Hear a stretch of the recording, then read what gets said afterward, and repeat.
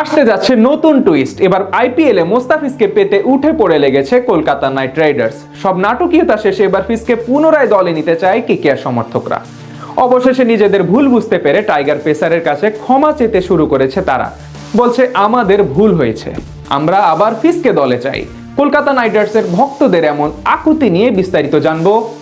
এই মোস্তাফিজুর রহমানকে ঘিরে নাটক কম হয়নি ওপার ও এপার বাংলা জুড়ে। রেকর্ড দামে তার আইপিএলে ডাক পাওয়ার পর থেকেই যেন সব সমস্যা পিছু নেয় বিশ্ব ক্রিকেটের, যার জন্য শেষ পর্যন্ত ওয়ার্ল্ড কাপের মতো মেগা টুর্নামেন্ট বয়কট করে বাংলাদেশ দল।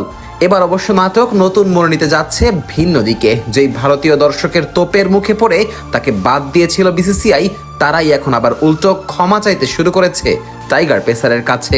কলকাতা নাইট রাইডার্সের সব ভক্ত সমর্থকেরা এখন সামাজিক যোগাযোগ মাধ্যম সরব তুলছে মোস্তাফিজকে ফিরিয়ে আনার জন্য। 2026 আইপিএল নিলামে রেকর্ড 12.5 কোটি টাকায় ফিজকে দলে নিয়েছিল কলকাতা নাইট রাইডার্স। নিলামে দিল্লি ক্যাপিটালস এবং চেন্নাই সুপার কিংসের সাথে ফিজের জন্য লড়াই করেছিল তারা, কিন্তু এরপর বিশ্বকাপের ঠিক আগ মুহূর্তে অপেশাদার আচরণ করে টাইগার পেসারকে বাদ দেয় তারা, যা নিয়েই মূলত তৈরি হয় সকল নাটকীয়তা।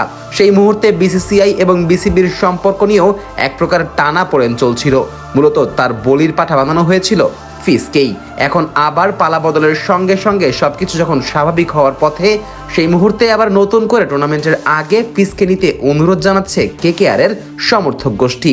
তারা বলছে সবকিছু যেহেতু আবার ঠিক হতে শুরু করেছে, তাই এই মুহূর্তে মোস্তাফিজের ব্যাপারে নতুন করে ভাবা উচিত বিসিসিআই এর। এদিকে টাইগার পেসারকে বাদ দেওয়ার পর কলকাতা নাইট রাইডার্সেও পড়েছে একের পর এক সমস্যার মাঝে। একে তো ফিজের বিকল্প এখনো জোগাড় হয়নি, তার উপর স্কোয়াডের দুই মেইন বোলার মাথিসা পাথিরানা এবং হর্ষিত রানা পড়েছেন ইনজুরিতে।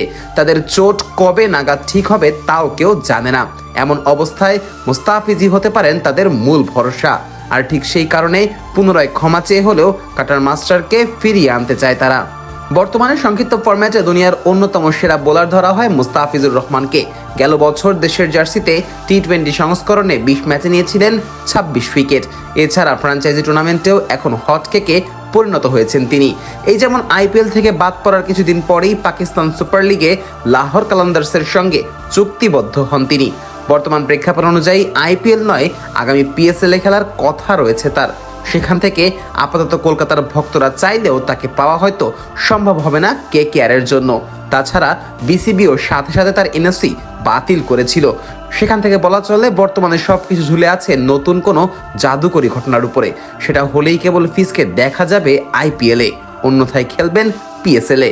সব মিলিয়ে এটা অবশ্য নিশ্চিত, অবশেষে নিজেদের ভুল বুঝতে পেরে মোস্তাফিজুর রহমানের কাছেই মাথা নত করতে হলো শাহরুখ খানের ফ্র্যাঞ্চাইজি ও তার ভক্তদের।